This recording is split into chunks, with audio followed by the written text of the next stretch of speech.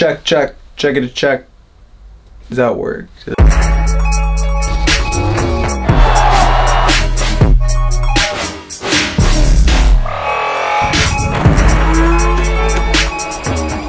Okay, it works. Let's get into this. Welcome back to my channel. Today we're going to be talking about what's in my camera bag. This is the stuff that I take when I travel, wherever that may be. If I have a shoot for sports, if I have a shoot for literally anything else, this is what is in my bag on a daily basis. Okay, let's get into it. Okay, starting off with the camera bag. I have an encased camera bag. I don't know the liter size, but I think it's the biggest one. It's honestly awesome. It has so much room for activities. So much extra space in our room to do activities. So you open it up from the side, you got a laptop space, you got another weird compartment which usually keeps my journal, and I don't know what goes. Okay, usually my passport is also in here, and I love to keep a pen because I like to write in my journal when I'm flying somewhere, or say I'm driving somewhere really far. Love to have a pen and a journal in here, and this is the journal that I have. Has all my random thoughts, business ideas, anything that I come up with on the spot goes in the journal. Oh, this is a portable charger for your iPhone. Whenever I'm on a long flight, I hate when my phone dies, and sometimes they don't have the USB ports. So I always have a portable charger with me at all times. Lastly, the only other thing I have down on the bottom of this bag is, what does this say? This is like a plug for European outlets. So like you got a Europe one in there, this guy. This one's by Insten, whatever that means. UK, boom, got a little UK plug.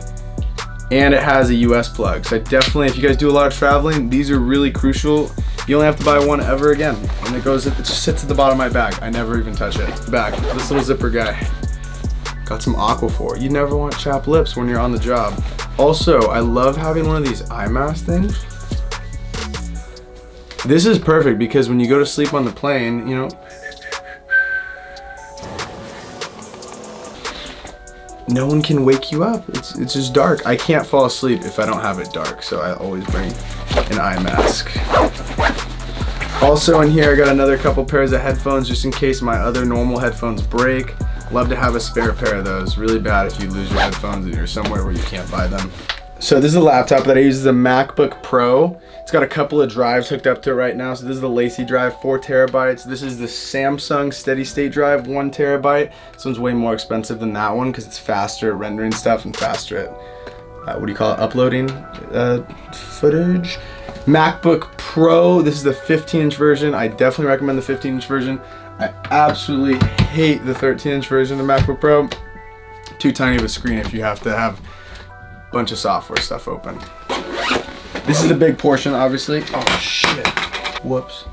Okay, this is the big portion. This is where all the stuff goes. You got a bunch of compartments that you can mess around with. You can fold them however way you want. And now let's get into the actual meat of what's in here. First off, we're gonna start with the DJI Mavic Air. This thing is, look at this. This is perfect for your camera bag. I used to have the Mavic, the Phantom, and it's just too big. This is so small and it works perfectly. When it's all folded out, you can see how tiny this little guy is. Look at that, this is my hand, this is the drone. This thing can handle wind, and it shoots in 4K, and it shoots in 60 frames per second. Literally everything you could possibly need in a drone. Okay, when I was in Indonesia, I loved having this little GoPro on my head.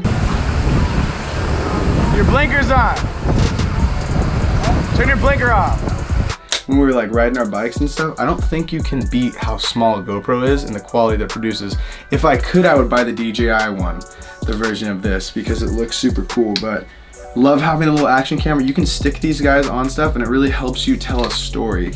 Same with the drone shot. I don't think that with the drone, having that bird's eye view really takes your footage to the next level.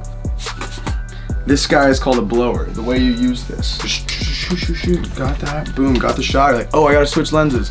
What I like to do is you hold this thing like this, you flip this guy, this is your camera, you know, you flip it upside down, you blow it, you put the blower in it, you blow in it, you use the blower on the camera, upside down, you're ready to rock and roll. The blower just keeps dust and stuff from getting your sensor. I love these guys, they're like $5 or $10.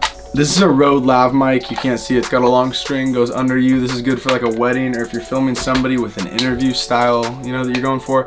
Rode mics, extremely nice, great quality. This other stuff is just chargers and random miscellaneous cords. In these other two pouches up here, I like to keep all my batteries. So I have like 5 Sony batteries that I toss in there. I don't know what's in here. Random miscellaneous cords as well. GoPro chargers, a few AA batteries, just random stuff is in the rest of these pouches. Okay, this is the daily driver, the Queen Bee, king of the land. Okay, I'm done. This is the Sony a6500. This is what I use on a daily basis. This isn't the lens I use on a daily basis. I use this Sigma 18-35 that is currently filming this video, f1.8. I've had the Sony a6500 for like 2.5 years. It's literally what everything's shot on. I get DMs about this all the time, like, oh, what camera you shoot on? Is this a 1DX? Is this an A7S2, A7 III? I'm like, no, it's an A6500, and it's not cheap. It's still $1,400, but you get a nice bang for your buck for a camera that shoots in 4K. It also shoots 120 frames per second. Gets the job done. Footage looks clean, especially if you use a Sony lens, which I don't have because they're too expensive. But also, if we're shooting sports photography or videography, need a 7200 lens. If I can, I always snag the Sony one and I rent it.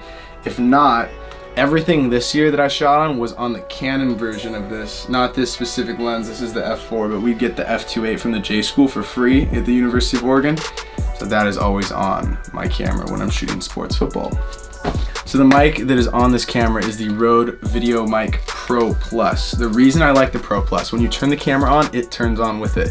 The Pro sucks because all the time I forget to turn it on, and then you're left with footage that's like this. It's like, you're like, dude, why did I forget to turn the mic on? It happens to the best of us. So Pro Plus turns on when you turn the camera on, so I definitely recommend that mic. My secondary camera is the A7S2. Why? Because I don't own one, but if I need it, I know people that have it. And I always, this is the A7R2, but here's why. The sensor on the A7S2 is way bigger and is better in low light. So the A6500 struggles once it gets really dark. The A7S2 works perfectly in low light. So if I have like a concert or something, all this stuff, that was all filmed with the A7S2. All my concert stuff is usually on the S2, and I usually put the Sigma 18-35 on that lens. I mean, on that camera. Works really well. Okay. When you have a stabilizer, it magically makes your footage stable. It's the craziest thing. So this is the DJI Ronin M, I believe. Yeah, it's the Ronin M. I just bought the Ronin S, but it's in the mail right now and it's not here. So for purpose of the video, let's pretend this is the Ronin S. These stabilizers really bring your footage to the next level. Like, check out this shot.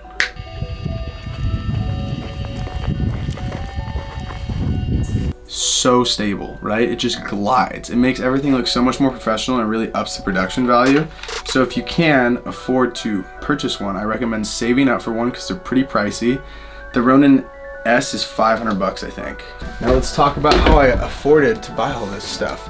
So basically when I started, I had a Canon T5i, got an A6500 for my birthday, I think, which I split with my mom, and then slowly I'd start picking a thing. So say it was the drone, I'd be like, okay, I need to save up $1,000 and I need to buy this drone. So I would just do whatever I could. I'd work at the Ducks or whatever, save up my money, purchase this drone, then move on to the next thing. Okay, what do I need to work up to up my production value? What could I do to make myself that much better? And I would just save up for those different things. So now it's the Ronin S, which I just spent all my money on.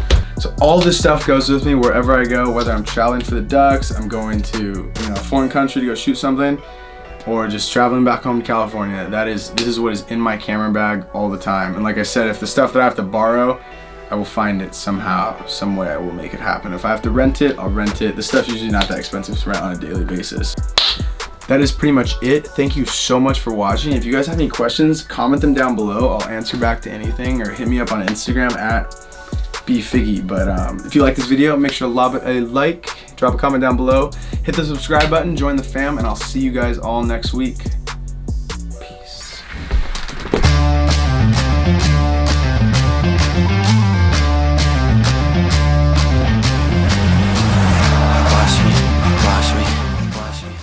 Watch this, Buck. Look. You force field down. Come on, let's go. Buck, come here. Come on, come here. Come here. Come in. Come on.